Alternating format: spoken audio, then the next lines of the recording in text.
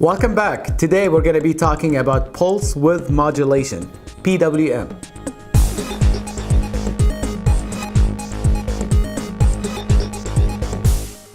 PWM is extremely simple, but it's very, very useful. You would find PWM hardware available on about every microcontroller.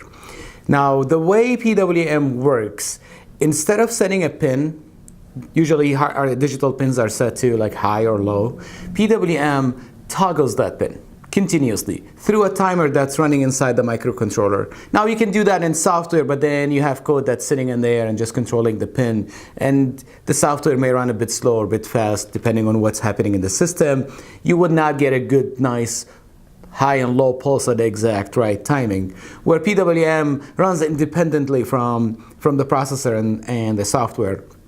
There's a free running timer that is set to a specific time, and then a specific pin that is configured for that timer goes high at some point, and then at some other point it goes back low, and then it's reset, and then high again, low again. So you'll get this nice square wave that you can control frequency and duty cycle. What is frequency and duty cycle? And what is PWM? What PWM is needed for? For example, over here, I'm using PWM to dimming this LED. So instead of just turning the LED on and off, in this example, the LED is fading. It's like slowly like getting brighter and brighter, and then back dimmer and dimmer. I have a loop in my code that changes the duty cycle. What is duty cycle, and how does that work on an LED? So to dim an LED, we do not, it's very difficult to change the voltage. So you could maybe lower the 3.3 volts to a lower voltage, or change the current actually going to the LED and make it dimmer. But this is not easily done in electronics. The easier way to do it is to turn that LED on and off very quickly. And in this example, I have it set to 1,000 hertz. So this is blinking 1,000 times a second. Our eyes won't, there's no way it would see it. So 1,000 times a second, this LED is coming on and off. But when the LED comes on more than it's off, the ratio, the LED will seem brighter to our eyes. I'll give you an example. So let's say we're looking at this on an oscilloscope, and this is what's actually happening. So let's say this over here is the 0 volt line. This is ground. Down here, and then we would have on top, we have this line would be the 3.3 volts. Now, when we set the pin high, it just goes up here. When we set it low, it will be down here. Now, when we enable PWM, this will actually be turning on, off, on, off. So in this example I have right here, it's about 50%. It's on and off about the same time. So the LED is getting half the energy from if it's being on all the time, because half the time it's off. Now let's do a different example. Let's do it where we turn it on for a very short time and then off for a long time. Now in this case, the LED will be very dim, because it's coming on for a very, very short time, but then it's off most of the time. Then it's happening 1,000 times a second, or even 100 times a second. Your eyes won't see it coming on and off. It will just average it out, and then we would see the LED getting dimmer and brighter. Let me show you this on the oscilloscope so we can see what's happening in real life. So here's our circuit, and I have a scope right here. I am going to connect ground. We always need a reference. That's the ground level for everything. And then this is the LED right here. I'm going to scope it. And as you can see on the oscilloscope, the top higher notch, it's getting wider and narrower, but it's the same frequency. You see that it's how it's going up, and where it's going up, it's always in the same place. So it's always the same frequency. But then the let me stop the scope for a second. The high pulse is a lot larger than the lower pulse, causing the LED to be brighter. Now, if I stop the scope over here, you can see now the on time is a lot shorter than the low time, and this is when the LED is dimmer. Now, another way to visualize this is actually not by seeing it on an LED or on a scope, is by hearing it. So over here, I have this wire going to speakers, to amplified speaker, like computer speakers. And I have the ground connected to the circuit, so I have a common ground. And I'm going to connect this to the LED right here that's dimming.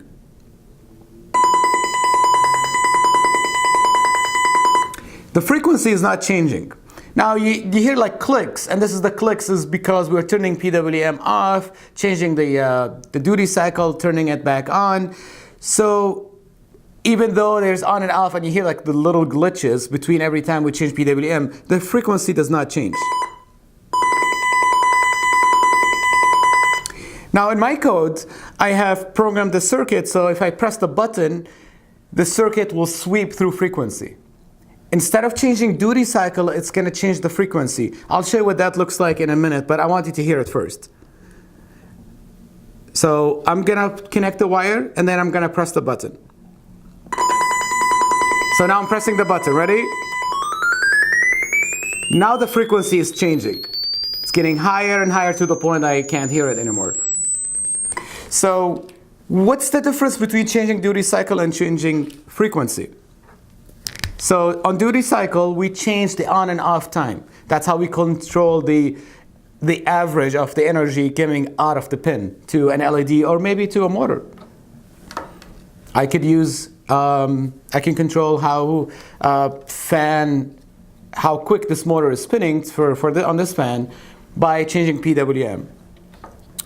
Now, when I change the frequency, and that's different now, I have this connected to a speaker, and every pulse that's moving the speaker, that causes vibration, that's what we are hearing. Now, when you change the frequency, let's say you have this frequency. When you generate frequency, you most likely set it most of the time to 50 or 0.5 duty cycle. That's 50%, so it's half time it's on, half time it's off.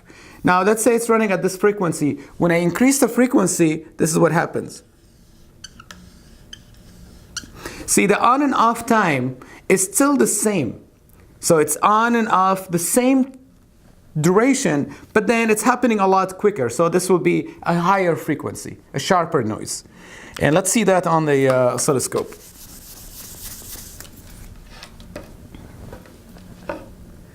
Connect ground. Connect the scope and the pin right here. Okay, so now I'm going to press the button and watch the frequency. The lines are getting closer and closer and closer, and that is the higher and higher and higher frequency. Of course, the scope can scope much higher frequency that I can hear. At this frequency, like the scope I can visualize it on the scope, but there's no way I would be able to hear such high frequency. Now, so we can use PWM to generate sounds. You can have a speaker through like a little amplifier, or you can have like a small piezo connected to a PWM pin, and you can set that to different tones and generate melodies. You can control the duty cycle, and through that you can control how much the on-off ratio is, how much energy you're getting out of a pin, to control motor speed or control the brightness on an LED, for example. Now, there is also one more use that you probably need at some point, that would be controlling servo motors. These servo motors are smart motors. They have internally they have a motor, just like a regular motor, but then there's a gearbox inside, so the rotation is very slow. And then these are typically not made to go in circles. They go to one location, like 180 degree, and then minus 180 degrees. So just go one direction and the other. And inside there is a very tiny circuit. Through these pins, the 3 pins that are going inside, one is power, one is ground, and one is actually signal. There is a pulse that goes into the servo that tells the servo where to stop at. And this would be perfect, for example, like in RC cars, remote controlled cars, when you're steering left and right. That's what will be inside to actually push the steering inside. Now, how does that work? It's very simple. It's a pulse that happens every 20 milliseconds, and the pulse width determines where the servo will stop at. Now, again, you can do this in software, but PWM would be much better. So your software can be busy doing whatever, and then the hardware, the PWM, can be setting that pulse. And the pulse is between, if I remember correctly, between 1 millisecond and 2 milliseconds, and then it happens every 20 milliseconds. So if the pulse is, let's say, 1 millisecond, the servo will be all the way out to one end. Let's say 1.5 milliseconds, halfway. If it's at 2 milliseconds, all the way to the other end. Roughly speaking, that's how servos are controlled. So control servos, control motors, control lights. PWM is just awesome, and you're going to be using it sooner or later. Hope you enjoyed this video. We'll talk to you next week.